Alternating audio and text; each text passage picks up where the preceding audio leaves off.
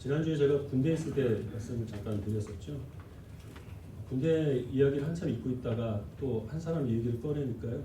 잊고 있었던 전우들이 생각이 나서 일주일 동안 눈물을 보낼 수가 없었습니다. 저를 눈물 짓게 만들었던 또 한 사람은 이종화 병장이라는 사람입니다. 이종화 병장은 제가 군대에 입대를 했을 때 내무반의 최고참이었습니다. 이종식 지난주에 얘기한 그 사람이 바로 리치였고요. 이종화 병장을 제가 처음 딱 보는 순간 느낀 것은 이 인간은 정상이 아니다 라는 것이었어요. 제 첫인상은 적중했습니다. 이종화 병장의 별명은 광견이었습니다. 미칠광자의 개견자로 있어서 이종화 병장만 모르는 저희 내무반에 표가 있었는데 광견한테 물리면 약도 없다라는 것이었거든요. 그 이종화 병장 때문에 내무반의 분위기는 늘 살벌하고 뭔가 엇눌려 있는 칙칙한 그런 상태였는데요. 몇 달에 한 번씩 그 내무반에 봄바람이 불어올 때가 있었습니다. 웃음꽃이 만발하고 평강이 임할 때가 있었어요. 이종화 병장 휴가 가는 날이었어요. 그래서 제가 입대를 하고서 얼마 되지 않아서 저희 내무반에 축제 시기가 도래를 했습니다. 이종화 병장이 이제 병장 진급 휴가를 간 것이었거든요. 그래서 마음껏 그 평화를 누리고 있었는데 예상보다 빨리 축제가 끝나게 됐습니다. 열흘짜리 휴가를 받아 나갔는데 이종화 병장이 일주일 만에 다시 복귀를 한 겁니다. 밖에 나가보니까 일주일 지나니까 할 것도 없고 만날 사람도 없더라. 그래서 들어와가지고 하는 말이 군대가 제일 편하네. 사회생활을 평소에 어떻게 했길래. 그래가지고 졸지에 저희 그 무르익던 평안이 열매를 맺지 못하고 금방 이제 저물어버리고 말았는데요. 자유가 주어져도 그 자유가 나에게 어떤 의미와 가치가 있는가 하는 것을 알지 못하면 그 자유를 온전히 누릴 수가 없죠. 우리는 죄의 종인 상태에서 하나님께서 우리에게 예수 그리스도의 은혜를 베풀어 주셔서 하나님의 자녀가 되었습니다. 하나님의 자녀가 됨으로 죄의 종에서 벗어난 이 자유와 그로부터 주어지는 혜택, 그것이 우리의 삶을 얼마나 풍성하게 만들고 우리를 거룩하게 변화시키는가라는 의미를 제대로 알지 못하면 우리들은 실족할 수밖에 없습니다. 또 범죄를 저질러서 감옥에 갇힌 사람이 있죠. 그 사람이 만기 출소를 해서 밖에 나갔는데 정작 밖에 나가니까 할 것이 없더라. 그래서 일부러 물건을 훔치고 붙잡혀서 다시 감옥에 들어오게 되는 그런 사람이 있습니다. 어떤 노숙자가 집도 있고 가정도 있는데 그냥 가출을 해서 길에서 사는 겁니다. 식구들이 어렵게 찾아가지고 다시 집으로 데리고 왔더니 나는 집보다는 길이 편하다. 그래서 춥고 배고프고 더러운 그 길거리 상으로 돌아간 노숙자들도 있는 겁니다. 우리 그리스도인들이 하나님께서 내게 주신 신자라고 하는 그 신분의 의미와 가치를 알지 못하면 우리들은 남아있는 내 성품 때문에 구원받기 이전의 생활 아니면 구원받지 않은 사람들의 삶을 동경하게 되고, 그러면 지금은 하나님의 백성으로 살고 있다고 하더라도 언젠가는 다시 죄악된 옛 생활로 얼마든지 돌아갈 수밖에 없는 것이 우리들의 연약한 겁니다. 지난 시간에 바울은 우리 그리스도인들을 죄에 대해서 죽은 자라고 선언을 했습니다. 죄에 대해서 죽었다는 말이 죄에 대해서 우리가 어떤 감각도 느끼지 못해서 죄성이 완전히 사라졌기 때문에 죄를 범할 가능성이 전혀 없는 존재가 되었다, 그런 의미가 아니라고 말씀을 드렸죠. 우리들은 여전히 죄인이고 죄악된 옛 성품들이 남아있지만 그 죄가 우리를 지배하지 못하도록 하나님께서 우리를 죄의 종인 상태에서 하나님의 백성으로 그 신분을 바꿔주셨다라는 그런 의미입니다. 죄는 아직까지 상황 파악을 하지 못하기 때문에 우리들이 계속해서 무엇인가를 요구합니다. 그리고 그 요구를 들어주지 않으면 굉장히 이 세상 가운데서 많은 불이익을 받을 것처럼 우리를 협박합니다. 그리고 우리는 때로는 거기에 넘어가 버리고 맙니다. 죄에 대한 위협을 받고 두려움을 느껴서 죄의 요구에 순응하게 되는 것이죠. 그러니까 그런 것은 퇴사한 그 옛 직장 상사한테 날라온 업무 지시 문자를 무시하면 되는데 우리가 옛 기억이 남아서 잠시 움찔거리는 것에 불과하다는 말씀을 드렸습니다. 그리스도인이 그 죄에 대한 요구에 순응하는 것은 그것은 그 옛 주인의 명령에 잠시 착각하여서 그래서 그 순응한 척하는 것뿐이지 그것이 우리로 하여금 하나님의 사랑에서 우리를 끊어내게 하거나 우리의 운명을 결정할 수 없다라는 것입니다. 그리고 이어서 오늘 말씀에서는 바울은 우리들이 이 예수 그리스도를 믿는 믿음 가운데서 예수님이 십자가에 못 박히실 때 우리도 함께 옛사람이 못 박혀 죽었기 때문에 우리들은 죄에 대해서 죽은 자이고 예수님 안에서 하나님께 대해서 살아있는 자로 여기라, 이렇게 말하고 있습니다. 여기라라고 하는 말은 기억하라는 것입니다. 되새기고 확인하라는 것입니다. 너희의 신분이 이제는 죄에 대해서 죽은 자여 하나님께 대해서 살아있는 자라고 하는 사실을 너희들이 잊지 말아라 라는 것입니다. 왜냐하면 우리는 우리의 신분을 잊어버리기가 너무 쉽기 때문입니다. 그래서 우리는 하나님의 백성인데 내가 죄의 종인 줄 알고, 그래서 내 새 주인이 되시는 하나님의 말씀을 듣지 않으며 오히려 옛 주인인 그 사단의 명령에 우리가 넘어갈 때가 많을 수밖에 없다는 것입니다. 그래서 기억할 필요가 있다는 것이죠. 이 다음 주에 읽은 말씀에서는 18절에서 바울이 이렇게 표현을 하는데요. 너희가 죄의 종이었다가 이제는 의의 종이 되었다라는 겁니다. 구원받기 전이나 구원받은 후나 중요한 것은 무엇이냐 하면 그리스도인들은 종이라는 겁니다. 모든 사람들은 자기의 의지를 가지고 완전히 독립적인 존재로 그렇게 홀로 살아갈 수가 없습니다. 무엇인가의 지배를 받을 수밖에 없다는 것입니다. 죄의 지배를 받는 그런 사단의 노예로 살아가든지 그렇지 않으면 의의 종으로 되어서 하나님 말씀에 순종하든지 둘 중에 하나를 선택해야 되는데 너희는 하나님께서 죄의 종에서 의의 종으로 옮겨주셨으니 너희의 그 하나님 백성된 신분을 잊지 말라는 것입니다. 우리가 지금 이 시간에 드리는 예배는 여러 가지 목적이 있습니다. 그 중에 중요한 것 하나는 우리의 신분이 무엇인가라는 것을 기억하고 확인하며 감사하는 것입니다. 말씀과 기도를 통하여서 하나님께서 우리를 이 죄악 가운데서 건져주셔서 하나님의 백성 삼아주신 우리가 확인하고 그 은혜가 우리에게 주는 의미가 무엇인가를 우리가 늘 다시 반복해서 되새기는 것, 그것이 예배와 우리가 개인적으로 하는 경건 생활 가운데서 반드시 이루어져야 될 일입니다. 그런데 그렇게 우리의 그 신분을 기억하고 아는 것으로 그쳐서는 안 되겠죠. 구체적인 실천과 훈련이 필요합니다.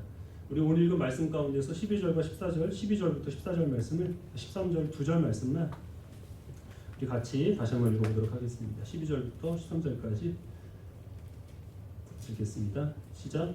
그러므로 너희는 죄가 너희 죽을 몸을 지배하지 못하게 하여 몸의 사욕에 순종하지 말고 또한 너희 지체를 불의의 무기로 죄에게 내주지 말고 오직 너희 자신을 죽은 자 가운데서 다시 살아난 자같이 하나님께 드리며 너희 지체를 의의 무기로 하나님께 드리라.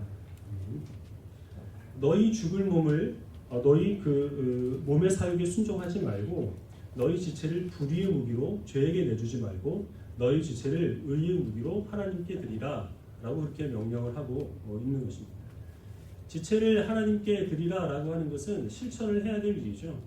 우리의 그 육신을 의의 무기로 하나님께 드린다는 것은 헌신이고 희생이라고 하는 겁니다.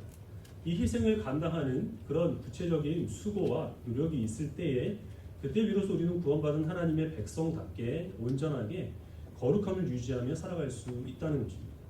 바울이 지금 이 권면을 하는 이유가 무엇이냐면 그리스도인들 가운데서 자기가 하나님의 은혜로 죄에 대해 죽은 사람이라는 사실을 입술로는 고백하지만 실제로 그의 삶을 보니 그가 의의 무기로 하나님의 종이 되어 살아가는 것이 아니라 불의의 무기가 되어서 사단이 기뻐하는 일을 하는 사람이 실제로 있더라라는 것입니다. 그런 사람들은 무엇이냐 하면 어렵게 휴가를 얻어서 밖에 나왔습니다. 밖에 나와 보니까 그렇게 생각만큼 좋지 않은 거예요. 나는 군대 체질인가 보다. 나는 막사가 내 집 같고 군복을 입어야 잠이 오고 짬밥을 먹어야 소화가 되는구나. 그렇게 생각을 해서 휴가가 다 끝나지도 않았는데도 그냥 다시 군대에 들어와 버리는 그런 사람과 같다는 거죠. 그 사람이 그냥 말뚝을 박아서 계속 직업 군인이 되면 그것은 좋은 일입니다. 하지만 그 사람은 군인이 될 생각이 없고 언젠가는 사회로 돌아갈 사람이라고 한다면 군대보다 사회가 편해도 휴가 나와서 그 사회생활에 자기가 적응해야 하는 노력을 해야 하는 겁니다. 근데 그렇지 않으면 여전히 그는 나는 밖에 나갈 거라는 말을 하면서도 그 군대 생활에 익숙하여서 거기서 벗어나지 못하는 그런 반만 사회인 채로 세상을 살아갈 수밖에 없다는 것입니다. 이런 우리의 그 하나님의 자녀된 신분으로 주님께서 옮겨주셨으니 하나님의 백성으로서 내게 요구되는 것들을 성실하게 수행함으로 하나님의 백성다운 삶에 익숙해질 때에 그때 비로소 우리는 가족들이 어렵게 우리를 그 가출한 상태에서 집으로 돌려보냈는데 그 집보다는 길이 더 편하다고 하여서 더럽고 춥고 배고픈 그 길바닥에 나가서 노숙자 생활을 다시 반복하지 않을 수 있게 되는 것입니다. 십자가의 옛사람을 못 박아 죽인 것은 하나님의 전적인 은혜지만 새롭게 우리가 하나님의 백성으로 살아가기 위하여서 하나님의 자녀다움을 추구하는 것은 우리들에게 주어진 의무로 여전히 그리스도인들에게 남아있다는 것입니다. 성경을 한 구절 보겠습니다. 에베소서 4장 22절부터 24절입니다.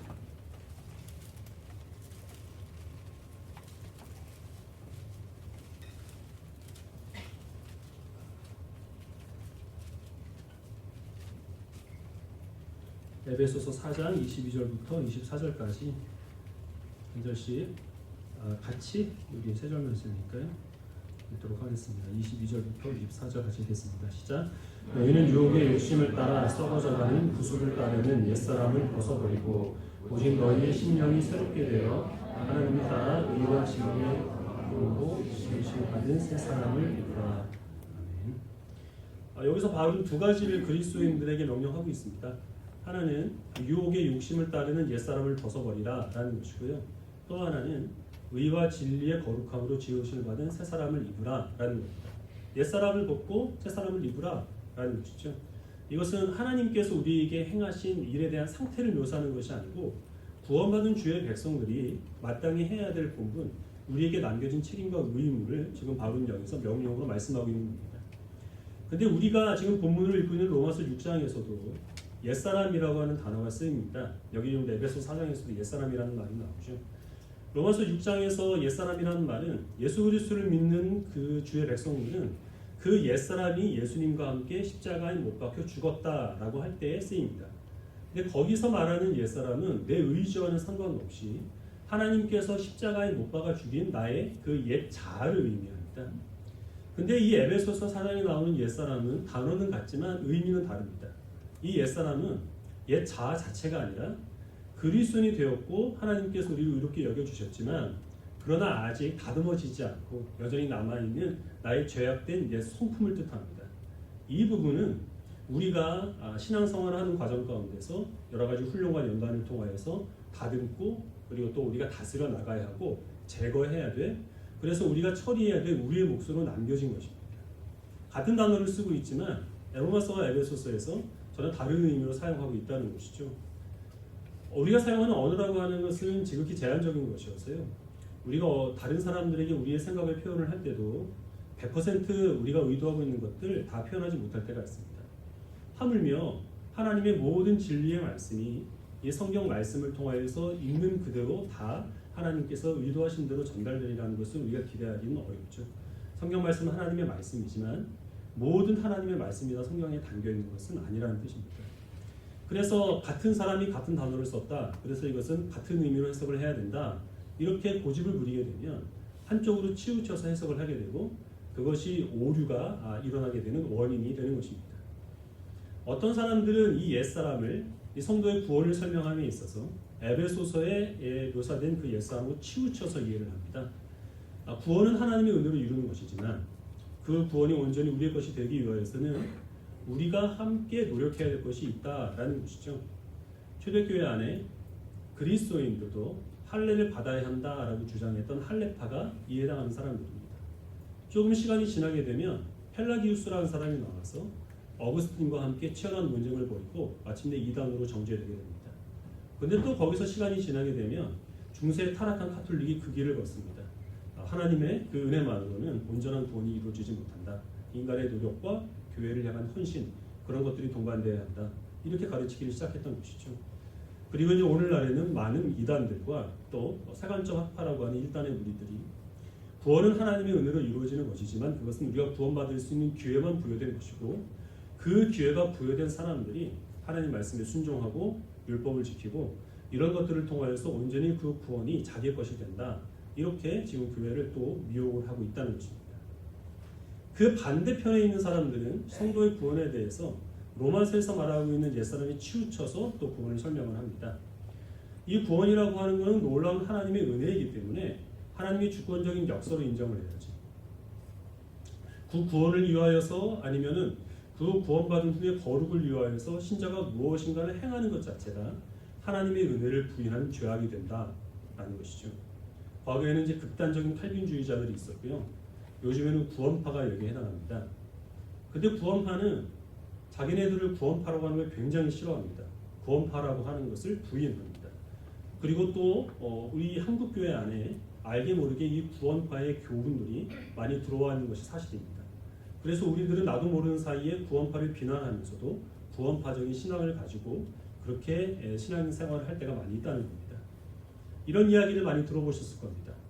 그리스도인이 구원받는 것은 영원한 구원이기 때문에 자기 입으로 예수님께 대한 믿음을 고백한 사람은 어떤 죄를 지어도 그 구원이 취소되지 않는다.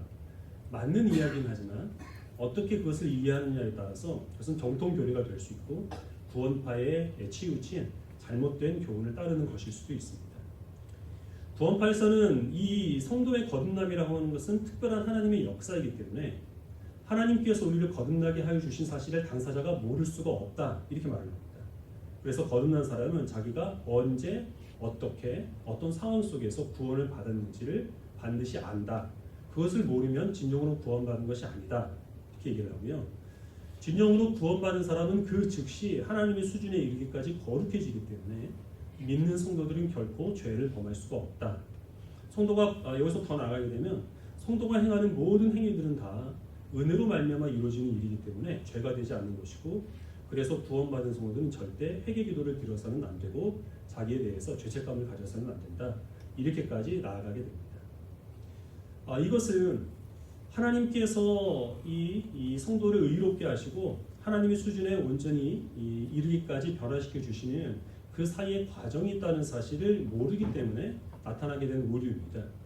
성도가 의롭게 된 것을 칭의라고 하죠. 하나님께서 의롭게 여겨주신 겁니다. 그러나 그것은 의롭게 여겨주신 것뿐이지 우리가 실제로 의로운 존재로 변화된 것은 아니거든요. 우리가 저만 하나님의 수준에 이르기까지 온전히 의롭게 그 거룩하게 변화되는 것은 하나님께서 우리를 부르실 날에 그때 완성되는 것입니다. 그것을 영화라고 합니다. 그래서 칭의와 영화 사이에는 우리가 하나님의 성품을 담고 하나님께서 우리들에게 주신 그 은혜에 따라서 우리의 신분이 변화되었음을 우리가 깨닫고 날마다 우리가 이 마주치게 되는 그런 일상적인 삶과 그리고 모든 선택의 순간과 갈등 가운데서 하나님의 백성으로서 다듬어지고 연단되는 그런 과정들을 거쳐서 이루어지는 것이며, 이러한 것을 성화라고 합니다.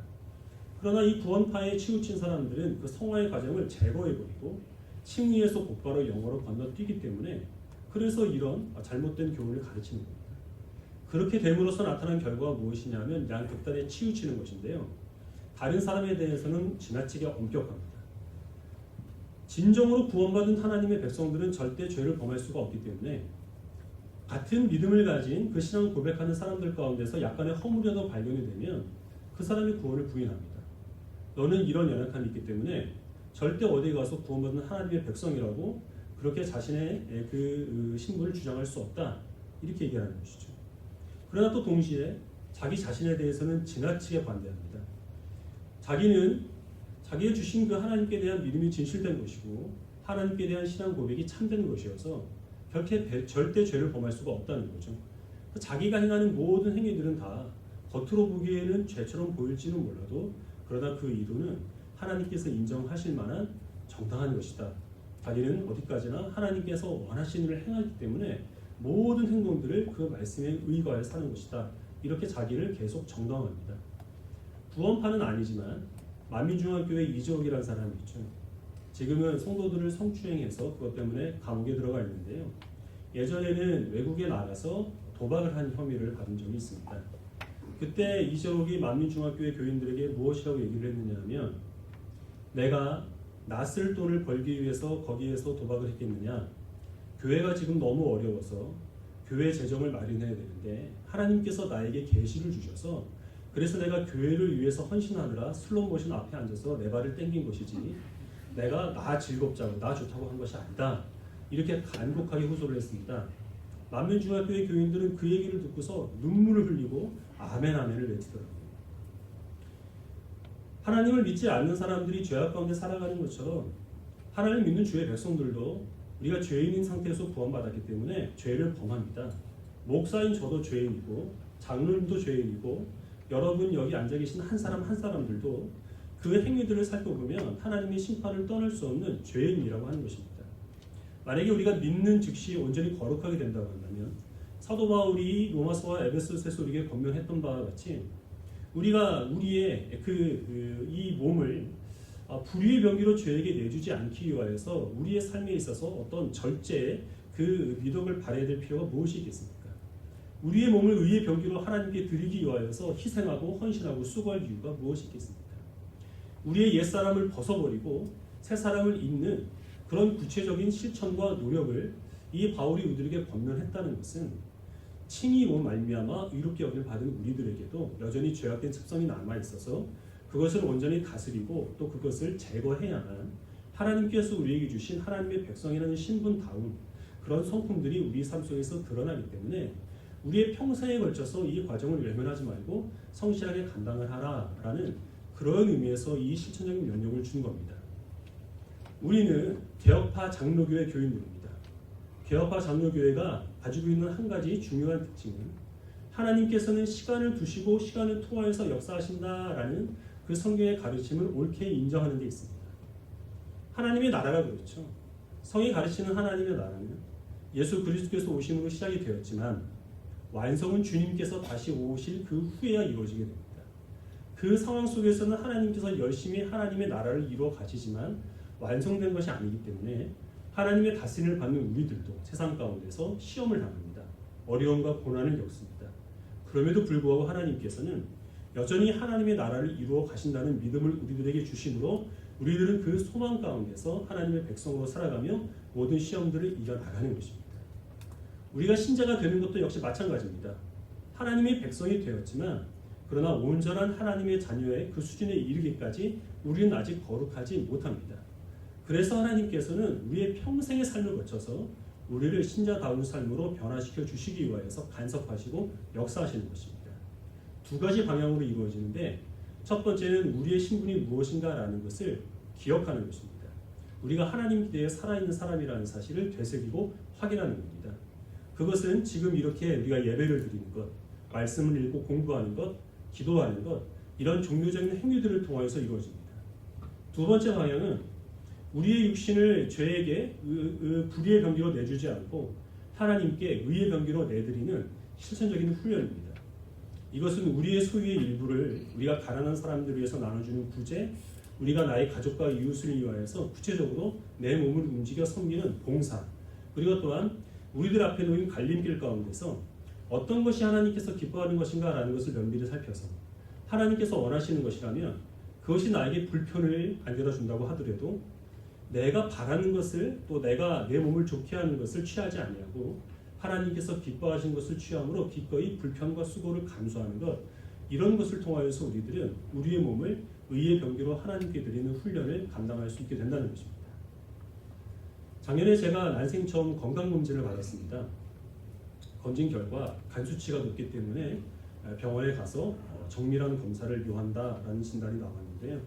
제가 어렸을 때 잠깐 간염을 앓은 적이 있고요. 평상시에 좀 만성 피로에 시달려서 혹시 간 기능에 문제가 있는 것이 아닌가 하는 염려는 늘 있었습니다. 근데 정작 그런 진단이 나오니까 이제 온 것이 없구나 그런 생각을 하게 됐죠. 근데 정말 병원에 가서 정밀 검사를 받으면 중병일까봐 겁이 나서 병원에 가지 못하고 있다가 올 초에 큰 맘을 먹고 병원에 가서 초음파 검사도 하고 피 검사도 받았습니다. 의사 선생님이 들어오라고 해서 하는 이야기가 뭐냐면 술을 좀 줄이시고 정 피곤하면 영양제를 하나 놔드릴 테니까 영양제 맞고 주무시고 가시라 이런 얘기였어요. 특별한 이상이 없다는 거죠. 우리들은 사실 몸의 건강에 대해서 많은 관심을 기울이고 있고요. 그건 사실 당연히 해야 될 일입니다. 근데 우리 그리스도인들이 한 가지 면밀히 살필 것은 무엇이냐면 내가 내 몸의 건강 상태에 대해서 많은 관심을 기울이는 것처럼 내 영의 상태에 대해서도 관심을 기울이고 있는가 이 부분은 우리가 정말 정직하게 스스로를 돌아봐야 하는 겁니다.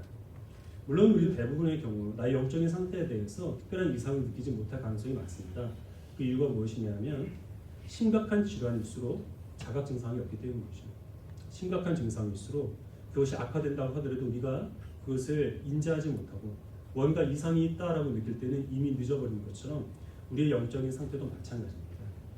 그래서 우리들은 여러 가지 계기가 있을 때 그것을 기회로 삼아서 우리가 정말 건강하게 하나님 앞에 바로 서 있는가 그렇지 않는가를 돌아봐야 합니다. 지금이 바로 그런 좋은 때입니다. 우리가 올 한 해 상반기를 지났습니다. 6개월이 지났죠.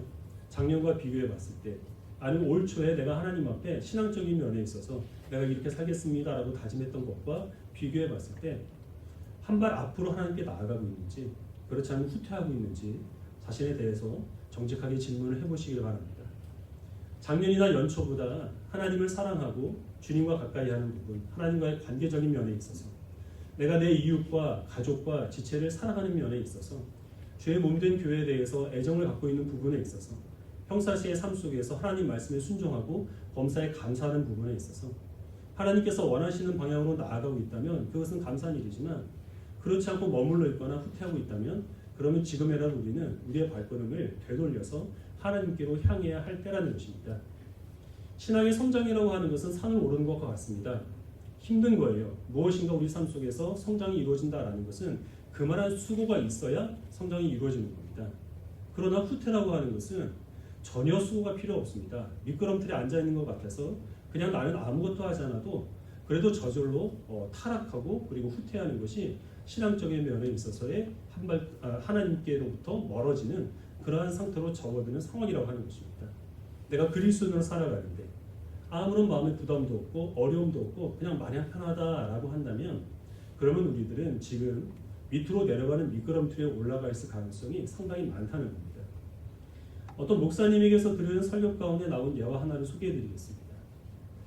그리스도인이 된 지 얼마 안 된 사람이 있습니다. 근데 이 사람이 십자가 되고 나니까 내가 너무 이 술의 이님에게서 살았구나 그런 생각이 들어서 그리스도인이 이 술 때문에 인사불성이 되는 것은 덕을 이루지 못하겠다라는 마음으로 하나님께 간절히 기도합니다. 하나님, 제가 술을 끊기를 원하니 하나님께서 도우시옵소서. 하나님께서 반드시 역사하셔서 나로 하여금 술을 끊도록 그렇게 인도하여 주실 줄로 믿습니다. 열심히 기도했는데 기도가 끝나자마자 평상시에 어울려서 술을 먹던 친구한테 바로 전화가 옵니다. 어디에 모여 있을 테니까 그때까지 언제까지 와라. 근데 이 사람은 나를 시험에 들게 하지 마시옵소서라고 기도를 하고 자기 친구한테 내가 그 시간까지 가지 못하면 일이 있어서 못 가는 것으로 알고 너희들끼리 마셔라 이렇게 얘기를 해놓습니다. 그리고 출근해서 열심히 일을 하다가 퇴근 시간이 됐습니다. 직장에 나와서 버스 정류장에 서 있었는데요. 그때도 하나님께 기도를 드립니다. 하나님, 내가 눈을 떴을 때 가장 먼저 도착하는 그 버스가 집으로 가는 버스가 되게 하여 주시옵소서. 친구들과 모여있는 그 술집으로 가는 버스는 내 앞에 보이지 않게 해주시옵소서. 그렇게 열심히 기도하고 눈을 떴더니 어떤 버스가 와 있었겠어요? 술집으로 가는 버스가 그 버스 운전기사가 얼른 타라고 손짓을 하는 거죠. 문을 열어놓고 가지도 않고 기다려야 합니다. 이것이 주의 뜻이라면 주의 말씀에 순종하는 날이다라고 하면서 결국에는 인사불성이 되도록 그날 밤 술을 마셨던 겁니다. 내가 그리스도인이 되어서 술을 마시는 것이 덕을 이루지 못한다라는 그런 생각이 들면은 친구들한테 따돌림 당할 각오를 하고서 그 전화를 거절해야 하는 것입니다.